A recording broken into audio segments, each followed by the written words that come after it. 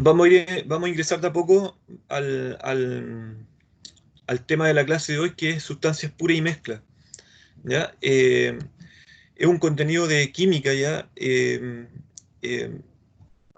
Nosotros en la primera unidad, en la primera parte de la unidad, vimos lo que es naturaleza de la materia, naturaleza eléctrica de la materia, y previo a eso vimos un poco de historia de la teoría atómica, un poco de física y química, para llegar, ¿cierto?, para comprender cómo en ambientes naturales existe un flujo constante de materia y energía, ¿ya? Y ese flujo constante de materia y energía se manifiesta de diferentes formas, diferentes fenómenos, que nosotros los podemos asociar o a cambios físicos, ¿sí? Donde principalmente nosotros vemos los cambios de fase, los cambios de estado por producto de la agitación molecular, y también cambios que están relacionados con la naturaleza eléctrica, con las manifestaciones de la energía. Eso desde el punto de vista de la física. Y desde el punto de vista de la química, las transformaciones, ¿ya? Todavía no llegamos al contenido de reacciones químicas. Previo a reacciones químicas, vamos a desarrollar lo que son sustancias puras y mezcla. Reacciones químicas es un contenido que ustedes van a desarrollar en el curso de Física y Química 1, los que elijan la mención, ¿ya? Ahí se ve con mayor profundidad lo que son transformaciones de la materia, ¿ya? Cambios químicos. Luego, nosotros vimos, por ejemplo, desde el punto de vista histórico, eh, el concepto de átomo, ¿ya? Para la introducción de esta clase vamos a analizar en parte lo que es el concepto de la química. La química es una palabra antigua, ¿cierto?, que hace referencia, que tiene una epistemología, tiene un origen, y para algunos el origen de la palabra química es egipcio, que tiene que ver con lo que son los componentes de la tierra, con el chem, ¿ya? Eh, los egipcios, producto de su desarrollo, sobre todo en agricultura, analizaban constantemente la calidad de los suelos y las características físicas y químicas de la tierra, del suelo. Era una de sus actividades productivas más importantes, por lo tanto le daban mucha importancia a cómo trabajar los suelos, y los agricultores eran bastante valorados en esa civilización, ¿ya? Entonces después, desde el punto de vista griego, también hay algunos autores que señalan que la palabra química proviene del griego, de lo que es quimia, o mezcla, ¿cierto?, de líquidos. Lo asociaban también a la palabra humus, ¿sí?, que es como el zumo de frutas, ¿cierto?, de jugo de plantas, ¿ya? O el arte de extraer eh, sustancias químicas de las plantas, ¿ya?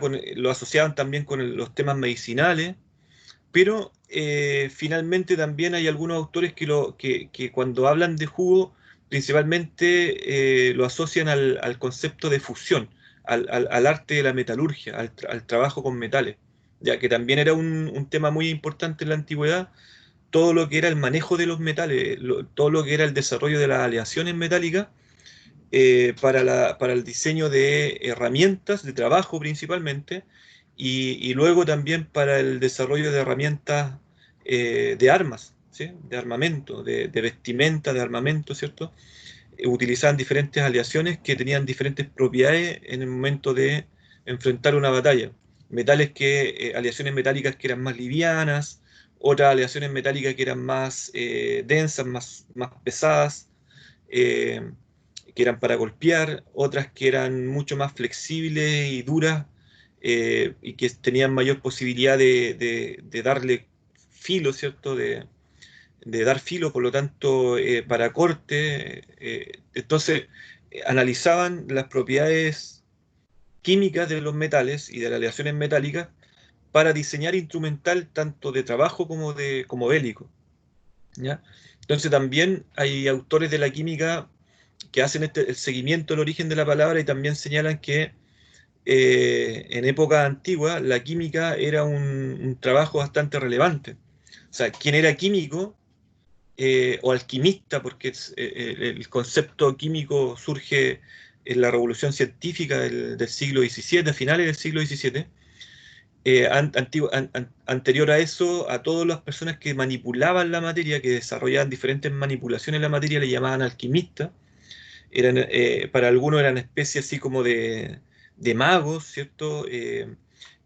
Como grupos de sujetos que trabajaban las transformaciones en la materia de un punto de vista bastante oculto, eh, como cofradías de alquimistas, entonces tenía como un significado bien especial. Por una parte bastante mágico, bastante surrealista, y por otra parte muy, muy centrado en la productividad, ¿cierto? Desde el punto de vista de la fabricación de armas, de la fabricación de sustratos, ¿cierto? Para la agricultura, de fabricación de alimentos, eh, de y también para la fabricación de cosas a lo mejor más superficiales como la perfumería, toda la parte de aromaterapia, ¿cierto? Que era muy importante en los países orientales y que después pasó a los países occidentales, ya como Francia, por ejemplo. Entonces, eh, y en la medicina también, ¿cierto?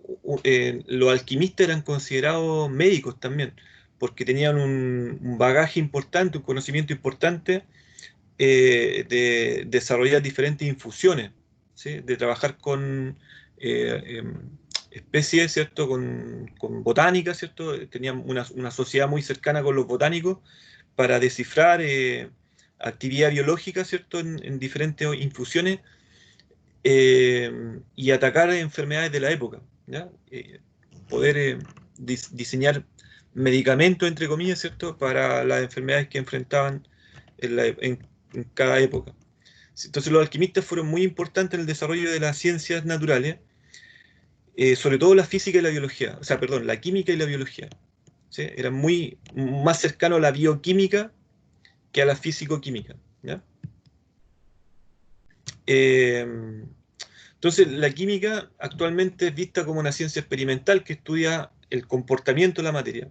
Desde Lavoisier en adelante, por ejemplo, Antoine Lavoisier señalaba de que el arte de la química estaba eh, en la posibilidad de componer y descomponer la materia.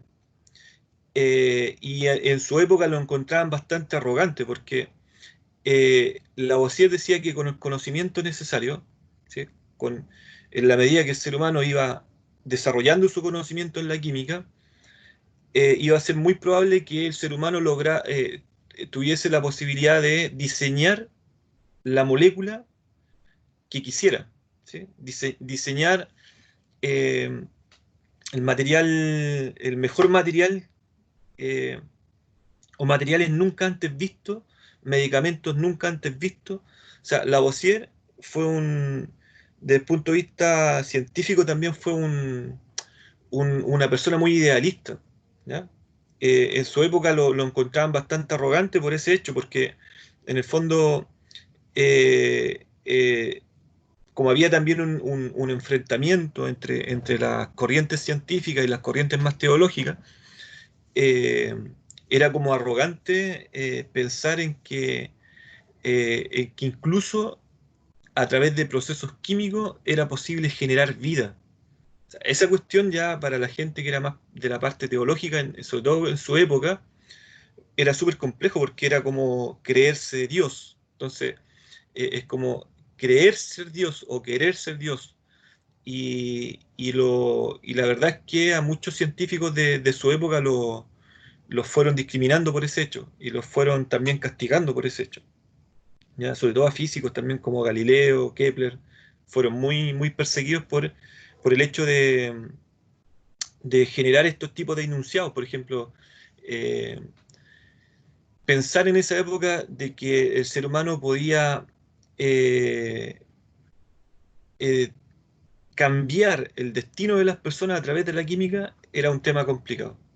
Actualmente no es tan así porque estamos todos esperando que surja luego el medicamento o un medicamento eficiente o una vacuna contra el COVID, ¿cierto? Contra este virus este coronavirus que está afectando a toda la población mundial. Entonces, actualmente ya no es tan iluso pensar en que el ser humano puede actuar frente a los cambios en la naturaleza. En época antigua era complicado, siquiera, o sea, era complicado manifestarlo incluso, ¿ya? Porque habían cosas que ocurrían por divino, por un orden divino, ¿sí? Por un tema religioso. O sea, en el fondo, Dios daba y quitaba la vida. Actualmente los científicos, hay una masa importante de personas dedicadas a la ciencia que o son ateos o son agnósticos, y también hay una masa importante que cree en Dios, pero al avance de la ciencia no le atribuyen, ni uno ni el otro, no le atribuyen ningún aspecto divino, ¿ya? Simplemente hay situaciones que desde el punto de vista físico, desde el punto de vista químico, desde el punto de vista biológico, se pueden controlar. Hay variables que si tú determinas bien las variables, tú puedes controlar ciertos fenómenos. Una enfermedad, por ejemplo, eh, un tipo de malformación que siempre ocurre a nivel celular, ¿cierto? Incluso la procreación, por ejemplo, actualmente ya algo que en los años 80, cuando yo era pequeño, me acuerdo que una vez leía una revista que se llamaba Geomundo, que era una revista que me regalaba un vecino. Había un vecino que trabajaba en el sistema público, y tenía un hijo que era compañero de colegio y le compraba una revista Geomundo. Y él un día se dio cuenta de que yo al Patricio, a su hijo, le pedía la revista y la leía con mucho entusiasmo. Entonces el caballero optó por suscribirse En ese tiempo la gente se suscribía a los diarios, se los dejaban en las casas, ahora no es tan frecuente eso. Y me acuerdo que pidió 2 revistas y me empezó a regalar la revista. Y en esa revista, en Geomundo, señalaban de que, por ejemplo, iban a existir medicamentos para enfermedades incurables como el cáncer, por ejemplo. También salían como noticias respecto a los avances tecnológicos. Y finalmente, de niño nos empezábamos a dar cuenta de que habían cosas que probablemente en ese tiempo eran imposibles, como por ejemplo, me acuerdo que se hablaba mucho de la oveja Dolly, del tema de la clonación y de la generación de vida in vitro. En ese tiempo, para no tocar un poco aspectos éticos que eran muy dogmáticos también en esa época, eh, no hablaban de la clonación de ser humano, ni, ni de la fecundación in vitro, sino que hablaban de que esos estudios se hacían principalmente para atender enfermedades, atender mejoras genéticas, por ejemplo, para especies productivas, como especies vegetales de alto consumo, especies animales de alto consumo. Entonces, finalmente, cuando los científicos iban por esa línea, no eran muy cuestionados, porque ahí había mucho dinero y no habían tantos eh, oposición dogmática. Pero cuando hablaban del ser humano, cuando decían es posible clonar al ser humano, es posible desarrollar eh, fecundaciones extra uterinas, ¿cierto? Ahí ya entraban en polémicas de la bioética, bastante complicadas hasta el día de hoy, pero que se han ido subsanando porque gran parte de los avances científicos en esas líneas, las líneas de trabajo genético, de manipulación genética, han ido dando pie a resolver enfermedades eh, que a la fecha, que en los años 80, en los años 90 eran mortales, ¿ya? Por ejemplo, hay técnicas ahora.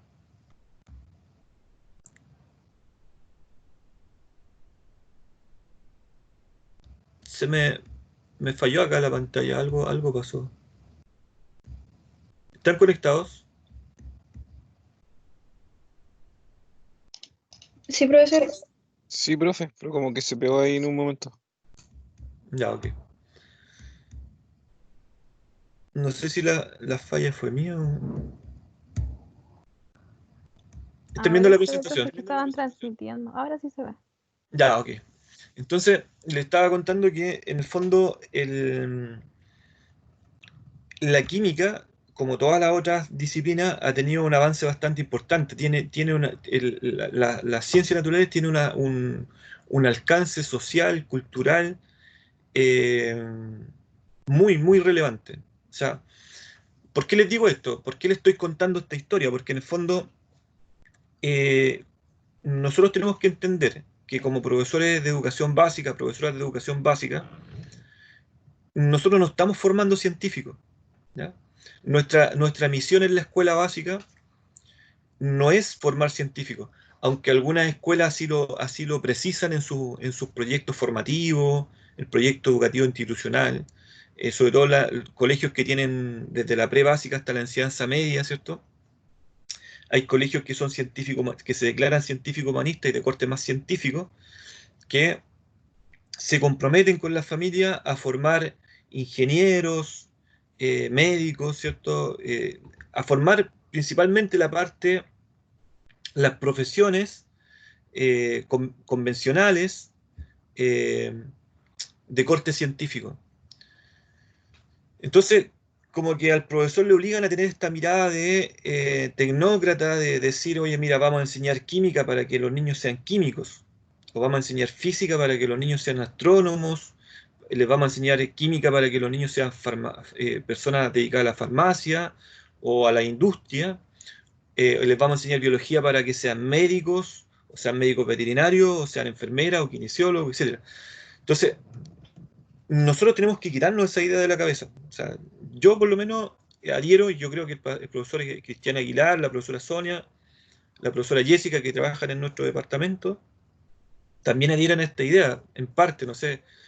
Yo creo que es una idea que compartimos, no sé a qué nivel, pero es una idea que compartimos. Que nosotros formamos personas, ciudadanos, que deben asignar valor al conocimiento científico, pero por ningún motivo estamos enseñando ciencia para que las personas se dediquen a ser científicos. Esa labor, a mi juicio, es una irresponsabilidad de la misma persona. Elegir qué es lo que quiere desarrollar con mayor interés en un futuro. Pero no podemos quitar responsabilidad a nuestra labor de formar el ciudadano con conocimiento científico, que sepa que en su comunidad se están desarrollando constantemente desarrollos científicos, que su actuar como sujeto también tiene alcances científicos. Por ejemplo, evaluar lo que consumimos desde el punto de vista alimenticio, evaluar lo que consumimos desde el punto de vista material, evaluar lo que consumimos desde el punto de vista tecnológico, evaluar nuestro impacto ambiental. Todo eso tiene alcance científico. Si no tenemos conocimiento científico, no podemos evaluar nuestro comportamiento, ¿sí?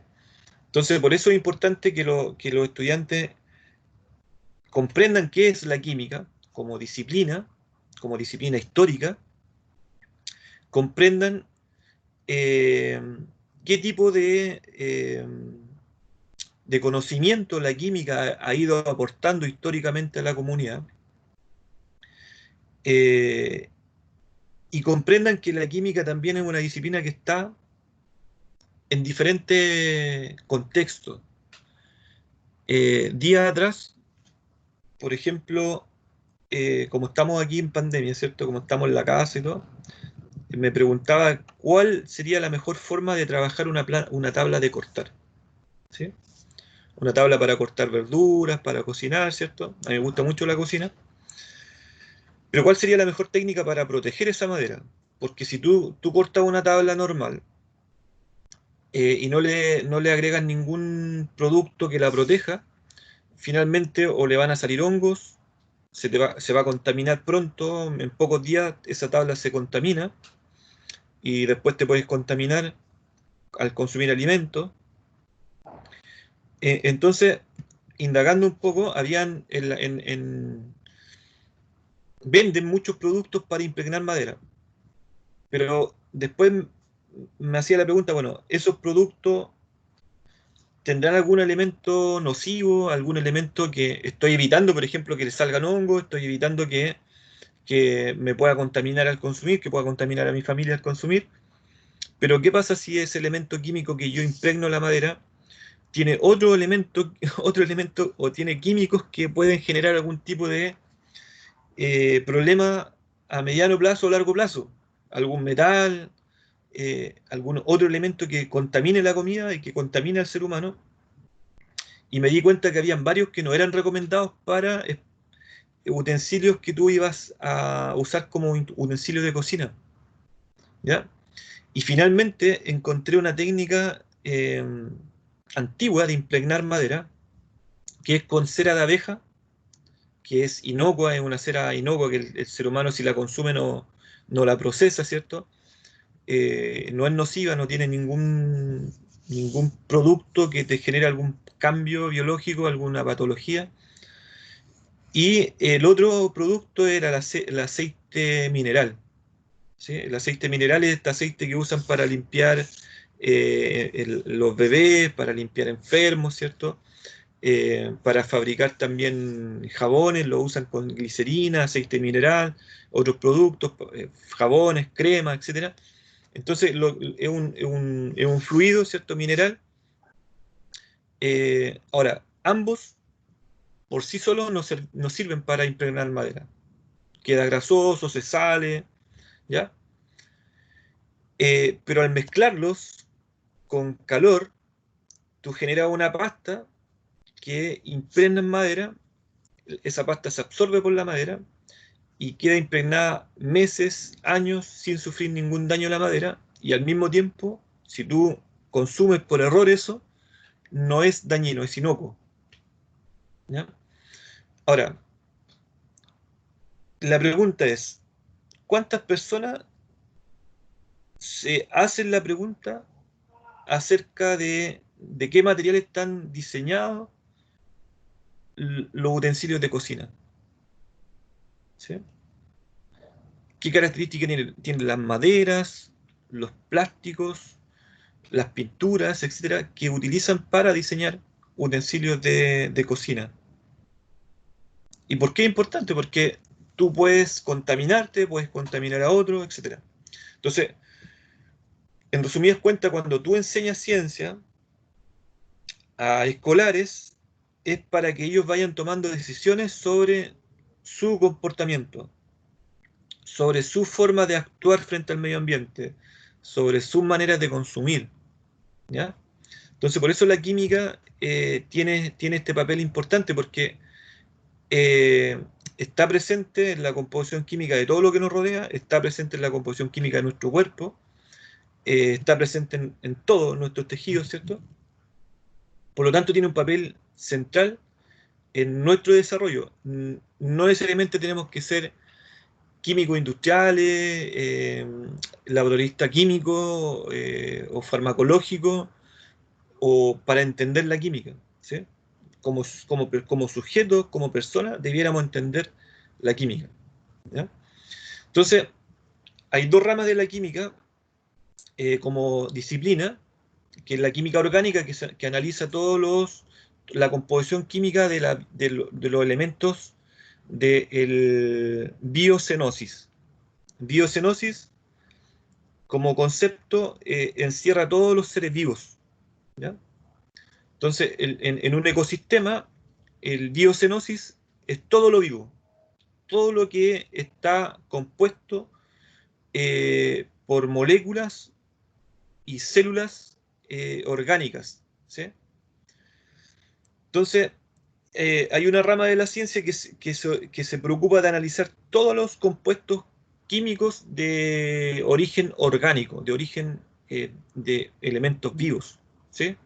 Por ejemplo, la química que hay detrás de una planta medicinal, de un hongo medicinal, de una esponja, ¿cierto? De una esponja marina, las características de la composición química del carbonato de calcio que tienen las conchas de moluscos, eh, todo lo que es de origen vivo, de origen animal, de origen de seres vivos, ¿cierto? Se analiza químicamente desde la química orgánica, ¿sí? Y la química orgánica ha logrado determinar diferentes grupos de moléculas que son muy interesantes y que también pueden dar paso al diseño de moléculas inorgánicas, ¿sí? Por ejemplo, hay materiales orgánicos como el carbonato de calcio, que está presente en estructuras muy sólidas y muy rígidas, muy firmes, como los huesos, ¿cierto?, de los mamíferos, y que se ha analizado para, o que se ha utilizado para diseñar especies de carbonato mineral inorgánico para revestimientos, para pinturas, para otro tipo de aplicaciones. Lo mismo, por ejemplo, gran parte de los medicamentos que nosotros consumimos tienen un origen natural, en alguna planta medicinal, en alguna especie que presenta la molécula y que tiene algún uso medicinal. Entonces, los químicos han logrado descifrar, descubrir esas moléculas orgánicas, las que generan el efecto positivo frente a distintas enfermedades, las logran identificar, aislar, reproducir y luego transformar.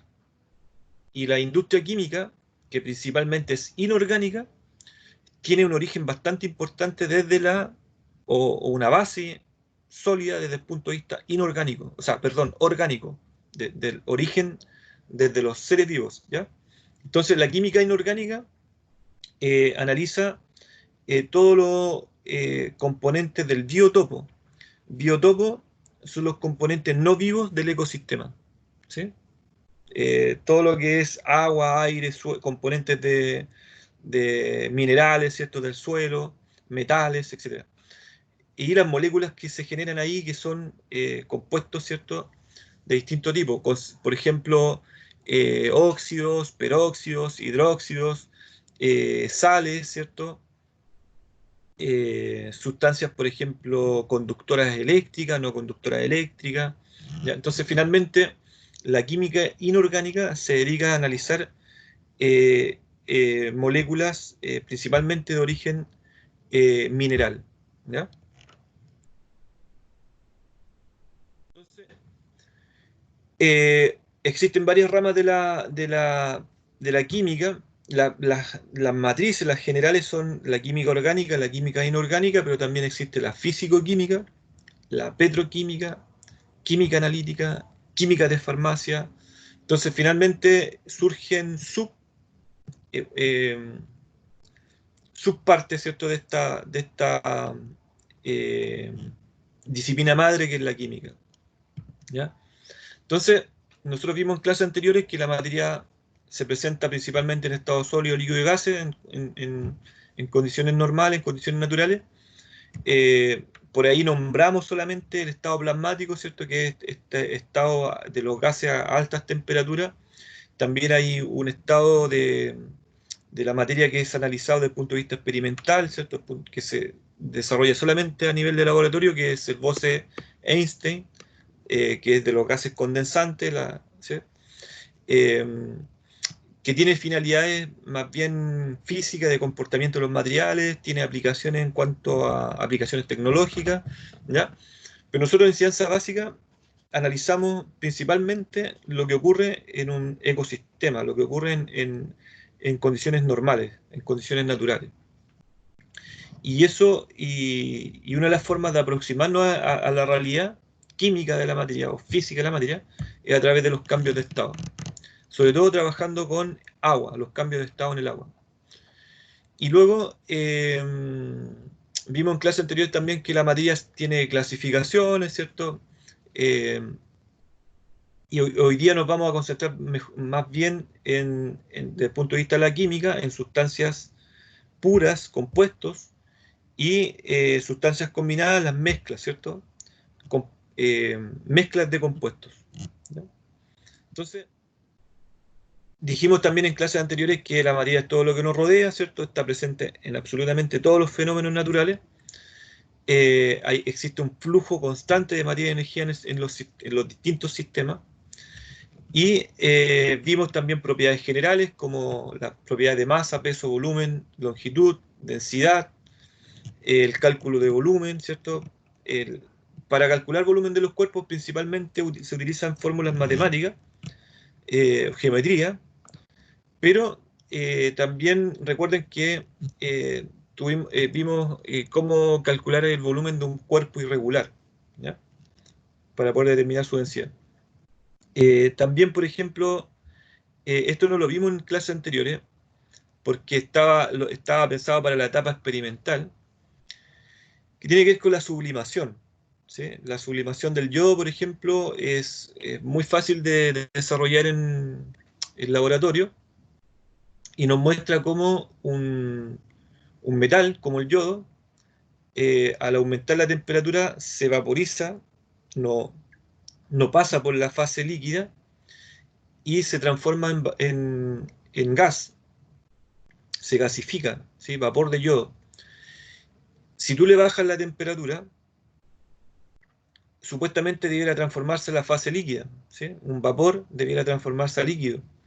Pero el caso del yodo no pasa eso, tiene sublimación progresiva y tiene sublimación regresiva. La sublimación regresiva dice que cuando tú le bajas la temperatura a este metal, se transforma rápidamente a sólido, ¿sí? Pasa de la fase gaseosa a la fase sólida, ¿ya? Entonces la sublimación tiene esa característica. Son muy pocas los materiales que tienen esa propiedad, y también suele confundirse con algunas reacciones químicas, ¿ya? Antiguamente, o sea, hace algunos años atrás, era muy común que la gente manipulara el carburo, ¿sí? El carburo es una roca, ¿sí? De origen volcánico que se usa para lámparas y se usaba también para soldar, para hacer soldadura al arco. Y el carburo, si tú lo mezclas con agua, se humedece, eh, emana un gas que es altamente explosivo, altamente combustible. Entonces, eh, muchas veces cuando uno trataba el concepto de sublimación en el colegio, habían personas que confundían, de hecho yo también en la enseñanza media yo confundía ese fenómeno, porque el carburo lo usábamos nosotros para generar explosiones, por ejemplo, en Año Nuevo, ¿ya? Eh, Algunos lo usaban para las protestas, yo no. Se usaba para hacer bombas de estruendo, bombas de ruido. Entonces, por ejemplo, tú echabas una roca de carburo en un tarro de café, de esos que tenían tapa de lata, le hacías un orificio, le agregabas unas gotitas de agua o saliva, la saliva también tiene agua,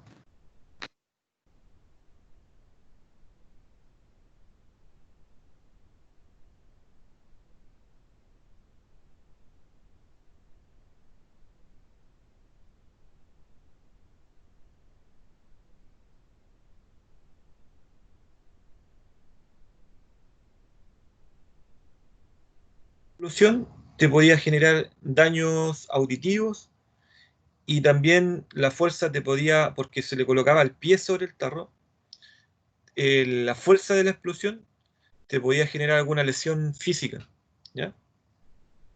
Entonces, pero había muchas personas que conocían ese proceso, y cuando los profesores en la escuela decían, oye, mira, la sublimación, el paso.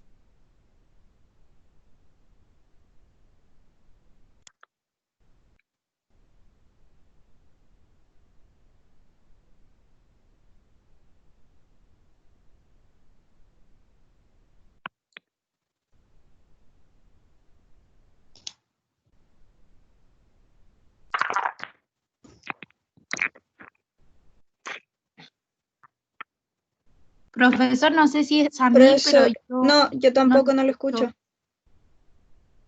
Profe, no se escucha lo que habla. A mí tampoco se me escucha.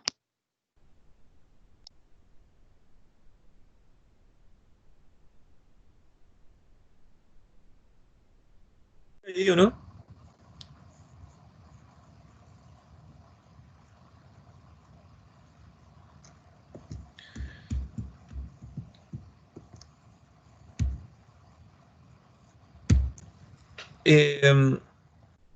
Le estoy escribiendo en el chat porque me está dando varias alarmas el sistema. Ahora lo escucho. Ahora sí se escucha. Profe, no sé si será nuestro internet o a lo mejor su internet. Ojalá y con lluvia el internet anda muy mal en todos los hogares.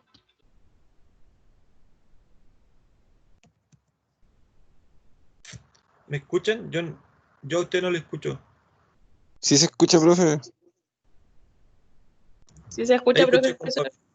Ya, está desfasado.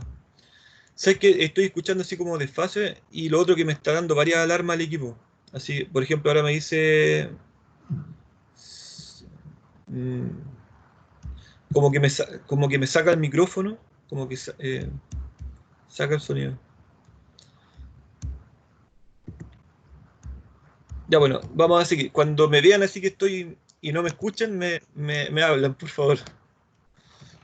Entonces, en el fondo, eh, no hay que una de las cosas que debemos tratar de desarrollar en la enseñanza básica, en la enseñanza primaria, es lograr que los niños en el trayecto, desde primero básico a octavo básico, conozcan los distintos materiales, comiencen a ganar alfabetización científica, por ejemplo, eh, diferenciar entre lo que es un elemento, un compuesto, lo que es la materia, lo que es un cambio físico, la diferencia entre un cambio físico y un cambio químico, lo que estudia la física, lo que estudia la química. La idea es que a través del concepto estructurantes podamos ir incrementando el saber científico desde un punto de vista cívico, ¿sí? ¿Dónde tú haces uso de la química? ¿Cuándo tú haces uso de la química? ¿Sí?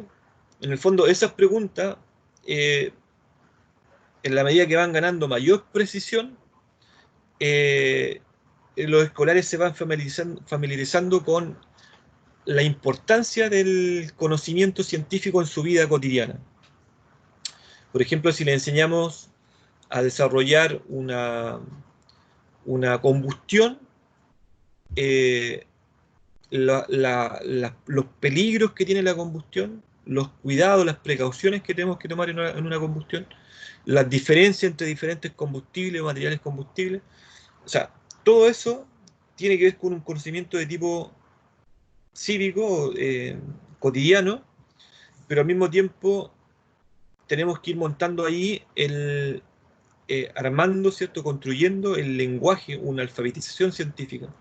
Esa es como una de las labores principales del profesor de enseñanza básica, la alfabetización, ¿ya? Entonces, las propiedades químicas son aquellas que se observan cuando reaccionan, cuando se transforma la materia. Es decir, cuando se rompen o se forman enlaces químicos entre los átomos.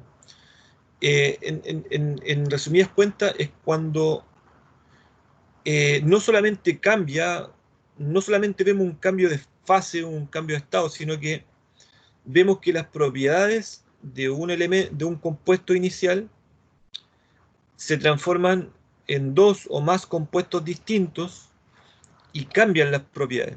Cambia la densidad, cambia la relación entre masa y volumen, por lo tanto cambia la densidad, cambian las propiedades o propiedades más particulares. Por ejemplo, hay combustibles que al reaccionar los productos dejan de ser combustibles, por ejemplo, ¿sí? Hay ácidos que son corrosivos y que muchas veces se usan para fabricar otros productos y los productos resultantes dejan de ser corrosivos. Por lo tanto, cambia la composición química y la química de alguna manera estudia estos cambios de composición química. La composición, la descomposición, la combinación de sustancias químicas para generar otras sustancias químicas, ¿sí? O la descomposición de una sustancia química macro de base para utilizar propiedades de moléculas resultantes, ¿ya? Entonces, hay como la etapa experimental en química es muy importante, ¿ya? Entonces, vimos también propiedades de la materia, no las voy a repetir porque me acuerdo que a esto sí lo revisamos con detalle, ¿cierto? La diferencia entre masa y peso, cálculo de volumen, instrumental de laboratorio que pueden adquirir en algunos colegios para ir trabajando el volumen, para ir acompañando el cálculo de volumen con otros fenómenos, por ejemplo, con la densidad, con la separación de líquidos, ¿cierto?, en distintas fases. Por ejemplo, las pipetas, las probetas, matraces, puretas, son instrumental que se usa con fines muy específicos. La pipeta principalmente se usa para medir pequeñas cantidades, ¿sí? Las pipetas están graduadas en mililitros, incluso menor, ¿cierto? Y que que son utilizadas para mezclar con precisión pequeñas cantidades. Se usan principalmente en química analítica, química de farmacia,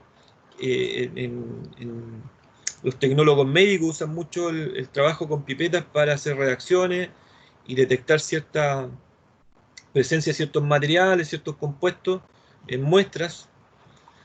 Luego están las probetas, que son para medir cantidades también pequeñas, pero si uno compara con la pipeta, cantidades más reales, cantidades más cercanas a la realidad, ¿ya? Generalmente las probetas están graduadas desde 10 ml hasta 1000 o 2000 o 3000 ml.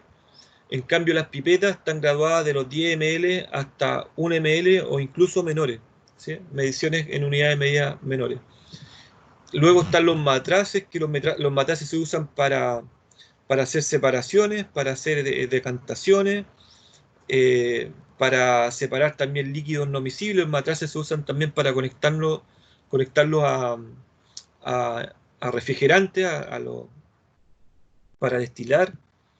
Y las buretas son para separar líquidos por diferencia de densidad, ¿ya?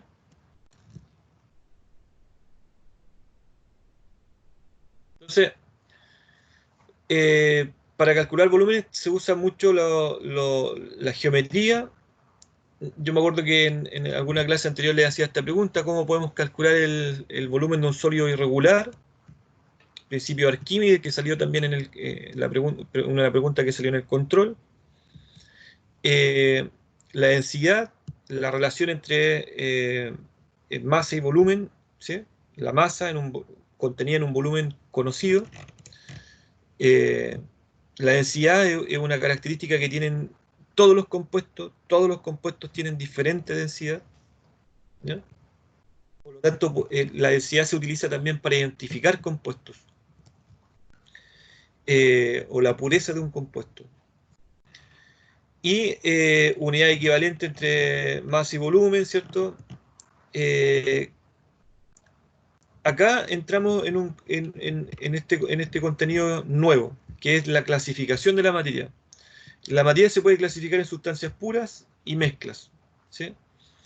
Sustancias puras de uso común, ¿cierto? El azufre, que lo usan en agricultura, lo usan en la casa, por ejemplo, para alejar diferentes plagas, ¿cierto? En árboles frutales, en jardinería, ¿ya?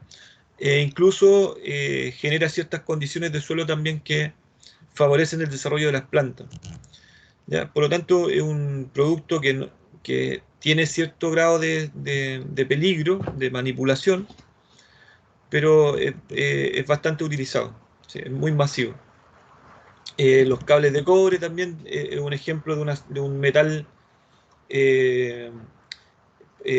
trabajado, ¿cierto? Pero puro, ¿sí? Trabajado en el sentido de que ha sido refinado, ¿sí? Ha pasado por procesos químicos para aislar la molécula. ¿Por qué digo esto? Porque el cobre, cuando tú lo encuentras en estado natural, el cobre está presente en distintos minerales. No está en estado puro, o en la naturaleza es difícil encontrar sustancias que estén en un estado 100% puro, ¿ya? Generalmente lo que encontramos en la naturaleza nosotros son compuestos o mezclas, ¿ya? Y compuestos que están combinados con otros compuestos, que no necesariamente están concentrados, ¿sí? Por ejemplo, ¿qué podemos encontrar en estado puro, un diamante, una pepita de oro, eh, algunos metales que se concentran, ¿cierto? Pero finalmente la mayoría de estos elementos, ¿cierto? De estos compuestos, perdón, están en estado natural combinados, ¿ya? Entonces, a nivel industrial, para poder separar estos materiales, se usan técnicas de separación de mezclas, ¿sí? Que utilizan algunas de ellas, ¿cierto? Cambios de estados, el concepto práctico del cambio de estado, para poder generar estas separaciones. E incluso utilizan reacciones químicas para lograr la molécula que estamos buscando. Por ejemplo, en metalurgia, para purificar metales, se utiliza mucho ácidos, ¿sí? Ácidos que lo utilizan como catalizadores para hacer esta separación de fases en algunos metales. Entonces, por ejemplo, separar el hierro de otros minerales, separar el cobre de otros minerales, separar el aluminio de otros minerales. Para ese tipo de procedimientos industriales se usa mucho el ácido, por ejemplo, ácido sulfúrico y otro tipo de ácido. O también la aleación. Por ejemplo, en la minería a gran escala, para la extracción de oro utilizan mercurio, ¿sí? El mercurio fija las moléculas de oro, ¿sí? Las partículas de oro. Entonces, por eso también la industria minera es bastante contaminante, ¿sí? Porque generan procesos que hacia el ambiente natural son bastante nocivos, ¿ya? Porque gran cantidad de cobre es derramado, es vertido, o sea, perdón, de mercurio es derramado, es vertido, es perdido, es desperdiciado. También plomo, cantidades de plomo, que es otro metal que lo usan también como catalizador junto con los ácidos, ¿ya? Para la extracción de metales que tienen mayor valor, ¿ya? Entonces, por eso es importante un poco entender eh, esta diferencia entre qué es una sustancia pura, qué es una mezcla, y luego cuáles son las técnicas que podemos utilizar para separar. Hay técnicas que son físicas principalmente, pero también hay otras técnicas químicas que no las vamos a ver ahora este semestre. Vamos a centrarnos en lo físico.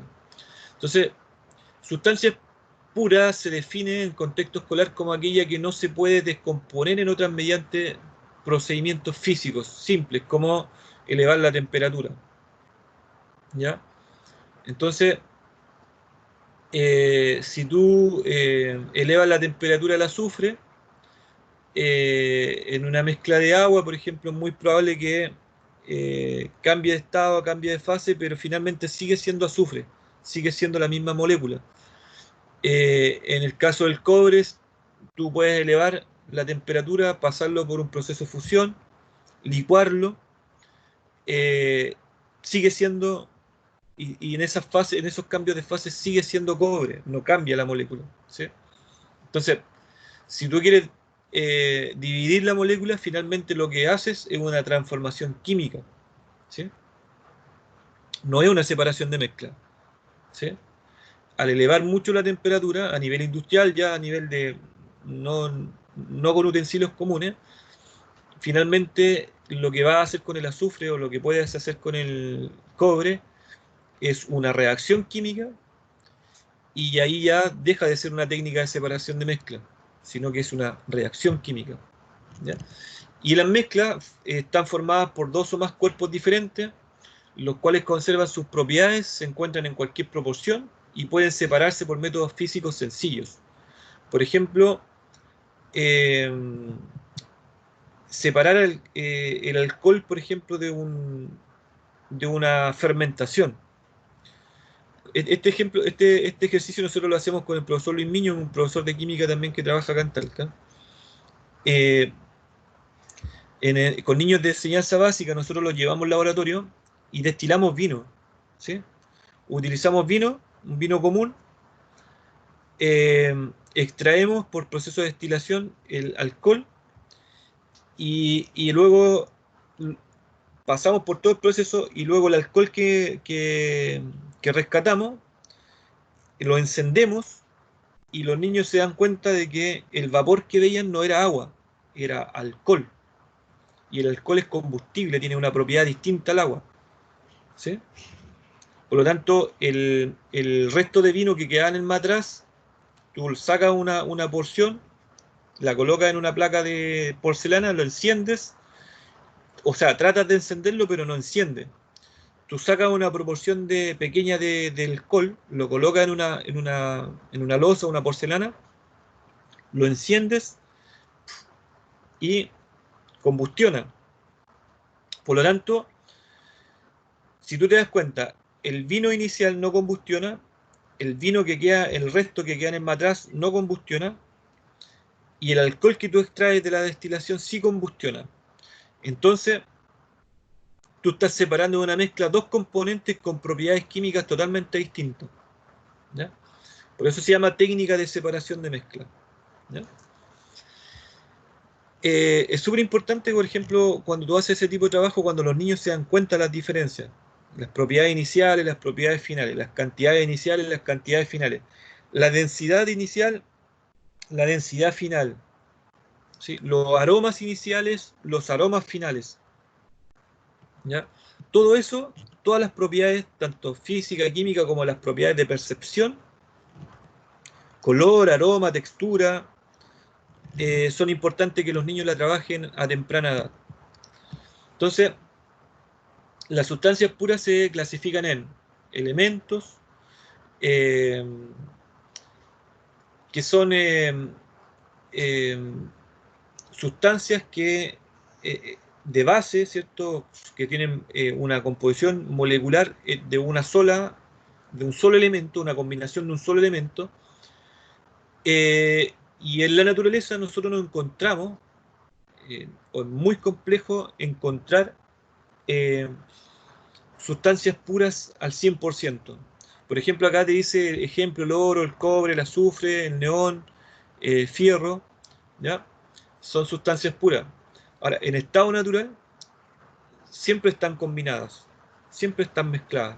Por lo tanto, para lograr extraer un compuesto, o sea, un elemento, se hace con trabajo experimental de laboratorio complejo. No son con propiedades físicas o con cambios físicos simples, ¿ya?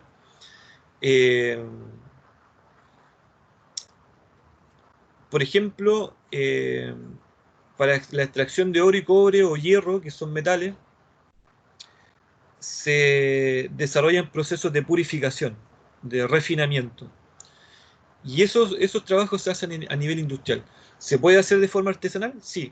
Los alquimistas hace siglos atrás lo hacían de manera artesanal. Pero con bastante riesgo, con bastante dificultades desde el punto de vista de seguridad, ¿no? Entonces, si tú quisieras hacer una extracción de cobre en laboratorio escolar, vas a tener que trabajar con hornos de alta temperatura, con técnicas de separación también donde tienes que manipular objetos a alta temperatura o cantidades de materia a alta temperatura, y eso, manipular ácido, etcétera. Por lo tanto, eso no es recomendable en el sistema escolar, ¿ya? Entonces, tú puedes llevar las sustancias puras al laboratorio para analizar su textura, su color, etcétera, manipularla en ese sentido, pero reacciones químicas de alta complejidad no son recomendables en el sistema escolar, ¿ya? O sea, yo he visto accidentes por ejemplo, con caramelo de azúcar, accidentes graves, quemaduras en la piel así sumamente graves con caramelo de azúcar. Primero, porque no se tomaron las medidas de seguridad. Segundo, porque trabajaron con cantidades de azúcar no recomendables. O sea, es distinto que te caiga 1 ml de azúcar en la piel a que te caigan 30 ml de azúcar caliente en la piel. ¿Sí? Eso es muy distinto. Por eso también en algún momento tenemos que hacer un paralelo con las medidas de seguridad en el laboratorio científico escolar. Eso lo tendrían que ver con el profesor Aguilar. Así que ahora se me vino a la memoria. Si no lo han visto con él, yo les voy a sugerir que se lo recuerden, o yo también le voy a decir al profesor que vean las medidas de seguridad que se tienen que tomar en el laboratorio científico escolar. ¿Eso lo vieron ya o no? ¿Han tratado con el profesor Cristian lo que es la seguridad, la prevención de riesgos en laboratorio científico escolar? Eso incluso está normado por la Inspección del Trabajo para nosotros, ¿no? ¿Me escuchan, cierto? ¿Lo han visto con el profesor Aguilar? Y ¿Sí? profe, ¿No? no lo hemos visto. Y no ¿No hemos lo han visto tenido todavía? instancia de laboratorio así como real. Pero, por ejemplo, como contenido didáctico, debieran revisar que existen normativas de laboratorio.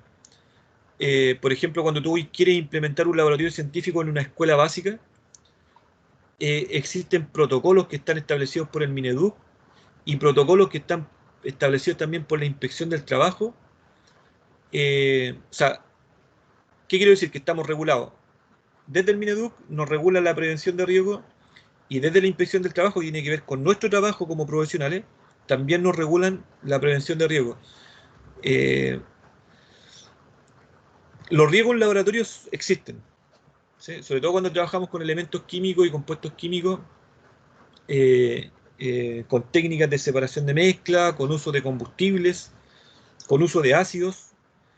Los riesgos existen y muchas veces son altos. Si no tenemos conocimiento, son altos. Por ejemplo, no es lo mismo trabajar repito, con un gramo de azúcar para hacer manipulaciones con ese compuesto, que trabajar no sé, con 100 gramos, con 200 gramos de azúcar. Incluso si combustiona, la combustión del azúcar es bastante agresiva, es bastante fuerte, los gases también que se generan, y pareciera ser inocuo. Y yo he visto trabajos incluso que les piden llevar azúcar a la sala de clase, y en la sala de clase generan la fusión con azúcar y calientan y hacen caramelo, y después se solidifica y después andan los niños comiendo el caramelo. Puede ser que en 30 clases no te pase nada, pero si en una clase se te quema un niño, te puede costar el trabajo, porque la responsabilidad de la seguridad escolar es tuya como profesional, ¿ya? Y créanme que han pasado accidentes escolares bastante graves año a año, ¿sí? Niños quemados con alcohol, niños quemados con azúcar, niños con problemas oculares por producto de algunos gases, respiratorios producto de algunos gases, eh, niños con el pelo quemado, ¿cierto? Con la cara quemada por alguna explosión, ¿ya? Entonces hay que tener mucho cuidado con el laboratorio.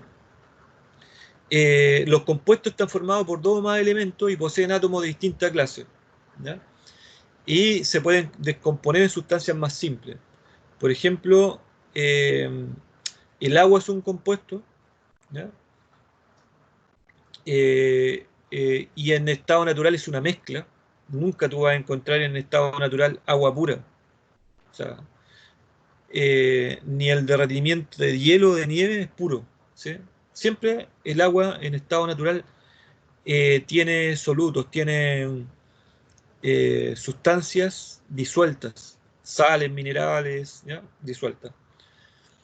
El cloruro de sodio, que es la sal, también está presente en la naturaleza, pero tampoco está presente de manera pura. ¿Sí? El cloruro de sodio que nosotros compramos cuando compramos sal de mar no es cloruro de sodio puro, ¿sí? De hecho, en una investigación reciente que se hizo aquí en Chile, donde analizaban distintas zonas de extracción de sales, se dieron cuenta, de sal de consumo humano, se dieron cuenta de que las sales de extracción de mar están desarrollando, o sea, tienen una concentración alta concentración de partículas de polímeros, de partículas de plásticos, residuos plásticos. Entonces, como hay mucho residuo plástico en el mar, que se va de alguna manera rompiendo, degradando, finalmente hay microplásticos, partículas muy pequeñas de plástico, de distintos tipos de plástico, que quedan disueltos en agua. El agua de mar tiene una alta concentración de plástico disuelto, y esa concentración de plástico se traspasa a la salina, a la empresa o a la formas de producción de sal, porque hay muchas formas de producción de sal, la gran mayoría es artesanal. Entonces evaporan agua de mar y queda esta sal con una alta concentración de plásticos, ¿ya? Y eso se ha ido investigando no solamente en Chile, en distintas partes del mundo se han dado cuenta de que la sal que consumimos actualmente no es tan pura y no es tan inofensiva como se piensa, ¿ya? Entonces las mezclas también se pueden distinguir como heterogéneas o homogéneas. La diferencia entre una homogénea es que no se distingue en fase, ¿sí? Por ejemplo, de las botellas que ustedes ven en la pantalla, la tercera tiene me parece que es como le echaron una gotita de azul de metileno. Entonces, en las primeras etapas, el azul de metileno no se mezcla con tanta facilidad con el agua, pero si tú lo bates, ¿cierto? Finalmente logras tener una mezcla homogénea como la que está ahí visible en la tercera botella, que sería la botella 1 y 2 heterogénea, la botella 3 homogénea, en una fase homogénea. En el caso de agua con algunos aceites, tú haces la mezcla, pero claramente es heterogénea porque por diferencia de densidad, por una diferencia muy amplia de densidad y otras variables, finalmente no se mezclan, ¿sí? La viscosidad distinta, la densidad distinta, ¿cierto? Por lo tanto, no se mezclan y claramente es una mezcla heterogénea. Pero también hay mezclas homogéneas entre solutos, sólidos y el solvente, por ejemplo, agua, sólidos que tú puedes disolver en agua y transformarlo en una mezcla homogénea, y también sólidos que tú puedes mezclar con agua que no son solutos, que no se disuelven, por lo tanto queda visiblemente una mezcla heterogénea, ¿ya? Entonces, existen diferentes técnicas de separación de mezclas que vamos a revisar la próxima clase con mayor detalle. Voy a presentarlas y luego presentar ejemplos de trabajo escolar, pero hoy día las voy a pasar muy rápido, ¿sí? Solamente por nombrarlas. Lo que vamos a ver en la próxima clase, para que ustedes también indaguen, puedan ver videos, ¿cierto?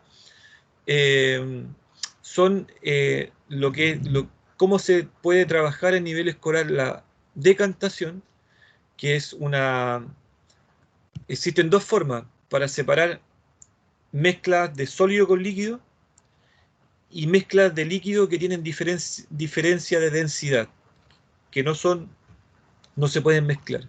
Entonces, como ven en el vaso de vidrio, que es un GIF animado, ¿cierto? Que la mezcla pasa de homogénea a heterogénea por decantación. Quiere decir que, por ejemplo, cuando tú mezclas agua con tierra, al batirlo queda como una mezcla homogénea. Pero si tú dejas que pasar unos minutos, finalmente las partículas sólidas que están ahí en suspensión decantan, se van a fondo. Y quiere decir que no fueron disueltas, ¿sí? Que no fueron disueltas. Esa técnica, esa mezcla se puede separar por decantación, ¿sí? Entonces, ¿en qué usan la decantación? En algunos procesos sencillos como limpiar arena. Cuando las personas que trabajan en construcción, los albañiles, por ejemplo, compran arena extraída directamente del río, muchas veces lavan la arena, ¿sí? La lavan en baldes o la lavan en la carrilla, ¿cierto? O en tambores, lavan la arena. ¿Por qué la lavan? Porque si queda con exceso de tierra o exceso de impureza, el cemento que se agrega para poder generar la mezcla de hormigón no se activa, ¿sí? Por lo tanto, pueden generar una mala construcción si no limpian la arena. ¿Y qué es lo que usan estas personas históricamente? La decantación como técnica de separación. Lavan la arena y luego separan por decantación, sacan el agua impura que queda sobre la arena, la sacan, luego vierten la arena en un lugar limpio y el agua comienza a decantar, ¿sí? La arena queda acumulada y el agua comienza a decantar. Y eso los albañiles lo hacen por conocimiento químico, porque ellos saben que si la arena tiene mezcla de impurezas, mucha concentración de tierra, mucha concentración de materia orgánica que se deposita en los fondos de los ríos, finalmente la mezcla de hormigón va a quedar de muy mala calidad. Y eso es química. Ellos lo hacen por conocimiento de transmisión, ¿sí? Transmisión de generación en generación. No sé si le dan un valor de la química, lo desconozco, nunca, mi abuelo falleció y mi abuelo era albañil. Nunca conversé con él para entender si él lo hacía porque lo había aprendido por transmisión cultural o él sabía que habían elementos químicos que dañaban, compuestos químicos que dañaban el cemento, por ejemplo, la mezcla de cemento. Yo creo que sí, yo creo que sabían, porque en el fondo sabían utilizar acelerantes, sabían usar determinados tipos de aceites para darle cierta consistencia a los diferentes tipos de hormigón. Sabían proporciones, matemáticamente sabían dar las proporciones exactas. Entonces hay un conocimiento también detrás de los oficios que es bastante importante y que está relacionado con la química, ¿ya? Luego la destilación, hay un montón de personas que trabajan la destilación a nivel de oficio, por ejemplo, las personas que fabrican aguardiente, que fabrican eh, mistelas, infusiones, trabajan con destilación. Las personas que trabajan también moléculas aromáticas, perfumes artesanales, trabajan mucho la técnica de la destilación. La técnica de destilación es muy antigua, una de las técnicas más antiguas para concentrar aromas, aceites, alcoholes, ¿ya? Una técnica muy valorada. No solamente desde el punto de vista de la química como tal, sino que desde el punto de vista productivo, ¿sí? Tú en los campos todavía tienen muchas personas que trabajan elaborando aceites esenciales, elaborando alcoholes, distintos tipos de alcoholes, ¿cierto? Distintos tipos de infusiones, incluso perfumes. Evaporación. La evaporación es la técnica que les comentaba, por ejemplo, de la extracción de sal en una piscina de salinidad, por ejemplo, yo creo que algunos de ustedes a lo mejor conocen Cowin, que es como la extracción de sal más cercana que tenemos acá en la zona central. Es una comunidad que está cerca de Pichilemu, hacia el sur, donde hay varias personas que se dedican a la extracción de sal de mar, ¿sí? Ahí en donde ellos han tenido que generar otras técnicas, aparte de la técnica que usaban tradicionalmente para extraer la sal, ahora han tenido que sumar una técnica más para extraer el plástico, ¿sí? Por flotabilidad, ¿sí? Han tenido que generar esa técnica porque se han dado cuenta que la concentración de plástico en el agua salina, en el agua de mar, ha ido aumentando. Luego, la centrífuga, en la evaporación también se usaba para la concentración de salitre. Cuando funcionaban las salitreras antiguamente, las salitreras dejaban un residuo y habían personas que hacían como piscinas de decantación con los residuos de la salitrera, y por evaporación lograban extraer otra cantidad extra de salitre. Había personas que hacían salitre, extraían salitre de forma artesanal y lo vendían por saco. Eso fue cuando estaba en Chile el boom del salitre, que lo exportaban a distintos países para la fabricación de fertilizantes y también para la fabricación de pólvora, pero también fue muy valorado en el territorio nacional. Por eso los artesanales, los que vendían sacos, los transportaban en ferrocarril o los transportaban en camiones, ¿cierto? Y ¿qué es lo que hacían? Lo usaban como fertilizante, ¿sí? Entonces, la venta a nivel nacional, principalmente, sobre todo para la parte agrícola, era por extractores de manera artesanal. La gran parte de la minería industrial era exportada. Parece que es una historia que se repite en Chile. La centrífuga es otra técnica de separación, pero que se utiliza más bien en biología. Lo usan mucho los tecnólogos, ¿cierto?, para el trabajo con muestras sanguíneas de fluidos. Trabajo con fluidos corporales, en donde luego de la centrifugación extraen algunos sólidos, partículas sólidas, partículas de tejidos que hay presentes en la sangre, detectar algunas proteínas, células sanguíneas, algunos patógenos como virus, bacterias, ¿ya? Analizan, por ejemplo, la calidad del plasma sanguíneo, ¿ya?, la cantidad de plaquetas, también pueden analizar la cantidad de azúcares, la cantidad de lípidos, como los triglicéridos, el colesterol, ¿ya? Entonces la centrífuga en tecnología médica es muy utilizada. También se puede usar a nivel escolar. Va a depender un poco la finalidad con que tú quieres implementar este tipo de técnica. La levigación, que es una técnica también antiquísima, tiene que ver con la extracción de minerales por arrastre, ¿ya?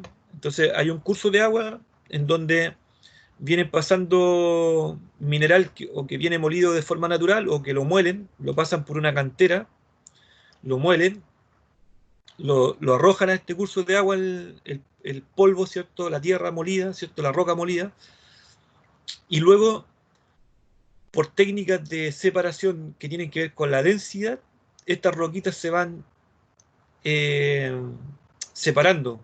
Unas se van a fondo, otras quedan en la orilla, otras son arrastradas porque son más livianas, y finalmente las personas van utilizando otro tipo de técnicas acompañadas de la levigación, como el tamizado. Ahí las personas están usando tamizado, y van separando las partículas.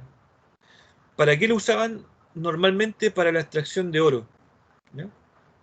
Se sigue usando para la extracción de oro de manera artesanal, ¿ya?